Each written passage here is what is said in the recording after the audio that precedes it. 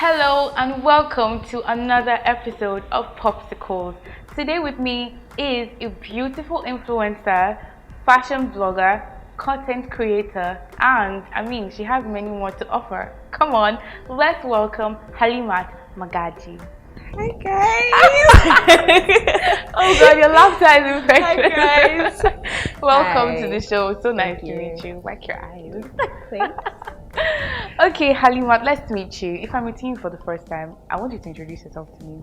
Okay. Hi guys, my name is Halimat Magaji. I am a influencer. I'm an influencer. I'm a content creator, a digital content creator. I'm a YouTuber, and I'm also a fashion blogger. And I do comms by the side. However, I'm still a student though. Oh wow! Yeah. What school? I go to Babcock University. All And I'm right. studying law. I'm in my final year. So. I would never have guessed that. No one ever believes it. I don't know why. Oh wow! How are you finding it anyway? How's law for you? Oh my god, it's so difficult. Are you serious? The reading. Oh. I literally, like, whenever I'm in school, I have eye bags because I still have to create content. Yeah. And I have to work and all of that. And then I have to read. So There's so many books. How do you cope with that? it's difficult. It's really difficult. Okay, since you're not done with school, I was going to ask how was school like, but tell us about your educational background so far. Okay, so for primary school, for crutch nursery and primary school, I went to Corona School in Apapa. For secondary school, I went to Rainbow College, and from my first year to my final year, I've been in Babcock University studying law. School has been, first things first, law campus is very separate from the main campus. So we're in another town by ourselves. Special people. They said they want us to focus on our reading. We don't have to socialize too much. That's the reason. So I'm in a separate campus and all. So, but it has been fantastic. My parents wanted me to study law. I didn't want law. I wanted mass communication. But I ended up with law, and it has been fantastic. Are you for real? Yeah. Aww. I think it's something that I eventually fell in love with over time. Okay. And I've enjoyed it ever since. Aww. Yeah. So influencing as a side hustle as what you're doing now, how has it been so far? It has been. I think I have to say, because I started when I was 17. I'm 20 currently, so that's been 3 years, and it has been fantastic. I think what I'm so happy about is the fact is the growth and the ability to remain relevant, because the industry is very volatile. It changes. That's right. Exactly. It's very fast. It goes really quickly. So I think that's what I'm very happy about. And I've seen so many trends come and go, so many people come and go, controversies, rumors, scandals, and all of that. But it has been really nice. Have you created any trends ever since? Well, I think my fashion in itself has been a trend for people. Yes it is. Oh, yes, definitely. I think my fashion in itself, at least my followers have testified to that my fashion in Look at itself. what she's wearing. I've been looking at this dress. And I made it, actually, yeah. Oh, you're also a fashion designer then. Well, I do it for myself. I've never really tried to sell to people. I had to learn, obviously, since I got interested in fashion and all of that. So I had to learn how to sew. Oh, I love already. So yeah, I think my fashion in itself has been a trend for people. Oh well, that's beautiful. So, how many brands have you worked with?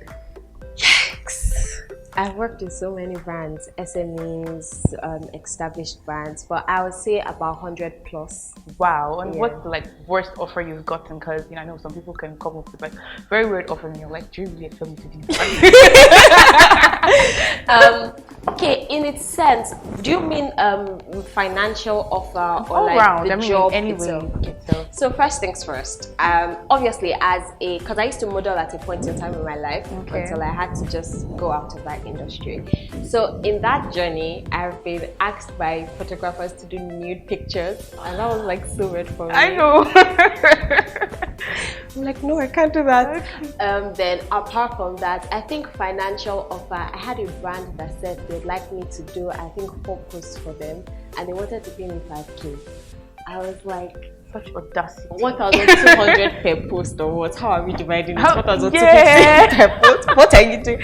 So yeah, that was weird. But so far, I think it has been good because I know myself and my followers know me, and brands have learned to. I think one thing I really appreciate with brands that have worked with me is I think they go through my profile before they approach me. And they see the work. Exactly. So they see what I'm about, and I'm someone who's very expressive about who I am, what I like, what I don't like. Yeah, especially if you're very constant in my live sessions. I'm very vocal about that. So I think brands have been able to say, so I've not really had that much bad experiences or weird offers. Oh. So I was going to ask if you had any hidden talents. You've exposed one. You being a fashion designer, I'm still wowed. Like how? So any other hidden talents? I think that's basically. I mean, I can sew. I paint. Really? Yes. See? Full of surprises. I know it's weird, but I paint. I like drawing. I like designing. So I think that's basically it. Aww. Yeah, those are my talents. So now let me get serious. I'd like to know, what is your perception about life? If you're having a conversation, sometimes we just get like in our feelings and everything. So I don't know. Everybody has a perception about life, definitely. So I would like to know yours. Okay, so I came up with this quote when I was younger. Love is life. So I think that has been the very basis upon which I have lived my life. The fact that, first things first, I don't think we can survive without love. Because we tend to have either love for yourself or your parents, romantic love, friendship love, or love for society in general and for humanity. Then apart from that, my perception about life is, I have always believed, and I know it sounds weird, but I have always believed that life is, I think it's a phase. I think it's a phase that's full of tests and lessons and moments that you're supposed to live through and enjoy. I think that's the most important thing about life. I feel like people, I mean, yes, you're supposed to think before you do things, think about your future and all of that. But the most important thing is living in the moment, living, laughing, loving, all in the moment. Just be happy. Yes. So I think that's my perception about life. Yeah, just a phase for you to go through, just live through, breathe through it. Don't overthink things. Exactly. I think sometimes when you overthink things, you actually spoil it for yourself. Yeah. And I have this theory: whatever you throw to Mother Earth or to the universe is what ends up coming back to you. Yeah. So I think you should just. I think by the time you throw out love and positivity, it just comes back to you. So life is like a circle, so everything comes back around. So if you're more positive, if you're more open-minded, then at the end of the day, everything works out. You don't have to overcalculate, you don't have to overthink about things. I asked this question to a lot of people. I've gotten many answers, So this thing that I can relate to it too, because I like being positive, but sometimes there's this negativity that comes upon you, this wave of depression. Take it away. It has to go. It has to far go away. Okay, so how did you grow your followers? Everybody's about that on Instagram. Everybody wants to shine on Instagram. Do you know that actually every day I get one person DMing me to say, oh my god, how did you grow your influencer? How did you grow your influence, your followers? I want to do that.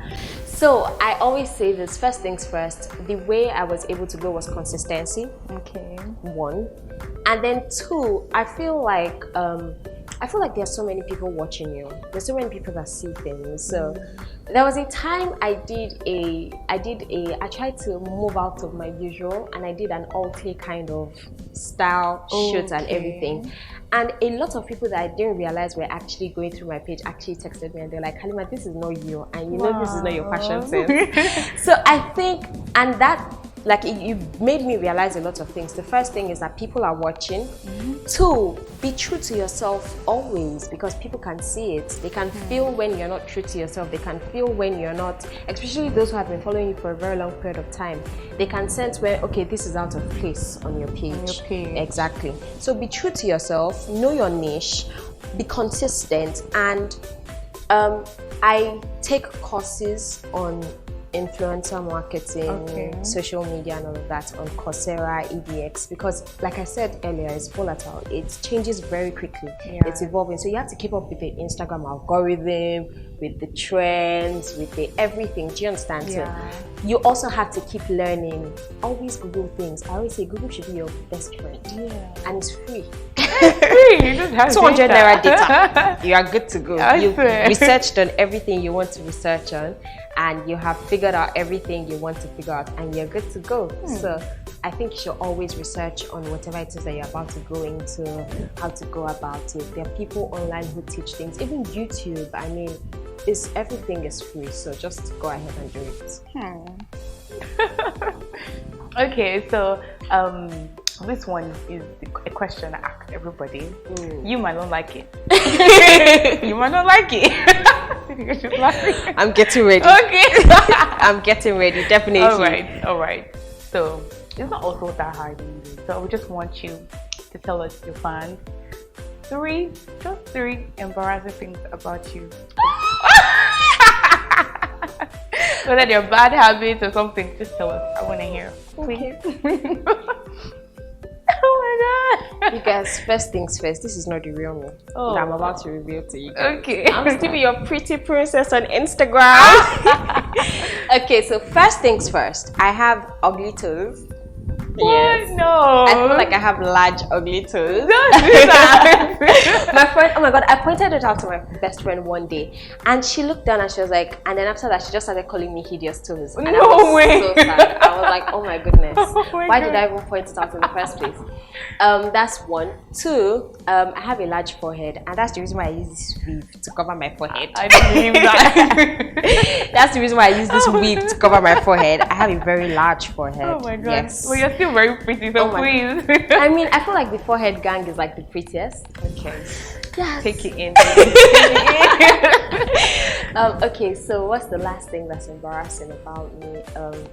I bite my fingers a lot, especially when I'm nervous. I think it's a bad habit, and this COVID period has been very difficult for me because my sister is a medical doctor, so she's always telling me don't bite your fingers because you don't know where they touch. Where you touch. So every time I'm about to begin, I'm just like, oh, blood of Jesus. I'm like, oh my god. So yeah, those are the three really embarrassing things about me. Okay, so there you have it, guys. I can't She's believe still I said amazing this. anyways. Okay guys, so we've come to the end of this session with Halimat Magaji. Did I get it correct? Yes, you did. Okay. Yes. So she's an amazing personality, and I'm sure you can see that too. So make sure to follow us on all our social media platforms at Guardian Nigeria. I remain Emanuela, and this is Popsicle. Bye.